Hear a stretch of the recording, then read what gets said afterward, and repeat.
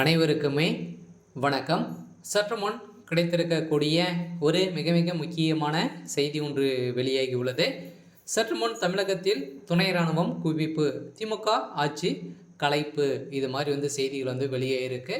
So இந்த செய்தியின் அடிப்படையில் பார்த்தீங்கன்னா இன்னும் 24 மணி நேரத்தில் திமுகவுடைய ஆட்சிக்கு ஒரு கேள்விக்குறியாக தான் மாறப்போகுது.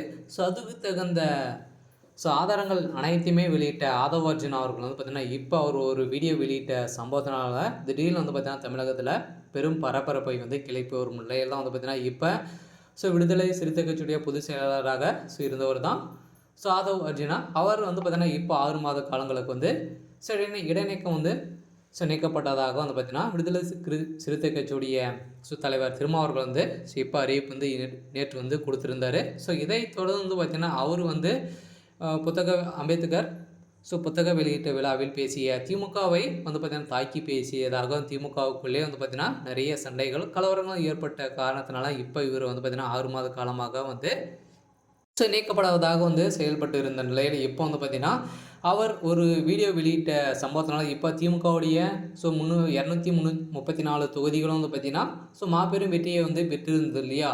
ஸோ இதில் பார்த்தீங்கன்னா இந்த வெற்றிக்கு ஒரு நிறுவனம் தான் காரணம் அப்படின்ற மாதிரி பார்த்தீங்கன்னா இப்போ ஆதவ் அர்ஜுனா அவர்கள் வெளியிட்ட சம்பவத்தினால தான் பார்த்தீங்கன்னா என்ன நிறுவனம் அப்படின்னு பார்த்தீங்கன்னா ஒன் மைண்ட் என்ற நிறுவனம் தான் பார்த்தீங்கன்னா திமுகவுக்கு தேர்தல் வியூகம் வகுத்து கொடுத்துள்ளதாக பார்த்தீங்கன்னா அவர் வெளியிட்டுள்ள ஒரு வீடியோவால் தான் இப்போ வசமாக திமுகவுடைய தலைமையகத்துக்கு ஒரு மிகப்பெரிய இடியாக தான் விழுந்திருக்கு. ஸோ இதன் அடிப்படையில் தான் போனதும் போனார்.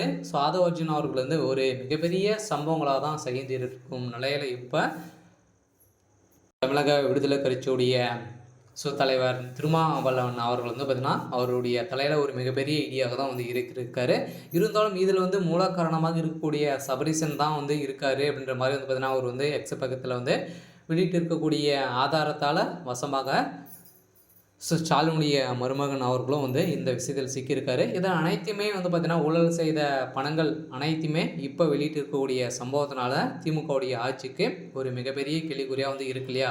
ஸோ அதானி விஷயத்தில் சிக்கிய சம்பவத்தினால தான் இப்போ திமுகவுடைய ஆட்சிக்கு இப்போ ஒரு கேள்விக்குறியாக மாறி இருக்கு. இருந்தாலும் சட்டப்பேரவையில் கூட பார்த்தீங்கன்னா இந்த ஒரு விஷயத்துக்கு எந்த ஒரு ரெஸ்பான்ஸும் பண்ணாத திமுகவுடைய ஆட்சிக்கு தான் இப்போ சட்டப்பேரவையில் பார்த்தீங்கன்னா முடிவு எடுக்க போகிறதாகவும் டெல்லி மேலிடத்துலேருந்து பார்த்தீங்கன்னா ப்ரெஷர் வந்திருக்கும் நிலையில் இப்போ தமிழகத்தில் ஒரு மிகப்பெரிய சம்பவம் தான் நடக்க போகுது.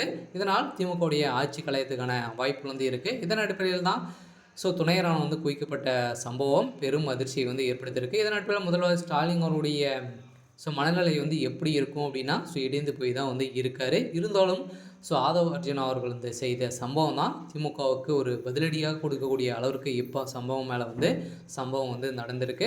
இருந்தாலும் என்ன நடக்கும் அப்படின்றத வெயிட் பண்ணி பார்க்கலாம். இது மாதிரி செய்திகளை தெரிஞ்சுக்கணும் அப்படின்னா மறக்காமல் நம்மளுடைய சேனலை சப்ஸ்கிரைப் பண்ணிக்கோங்க. தேங்க்யூ.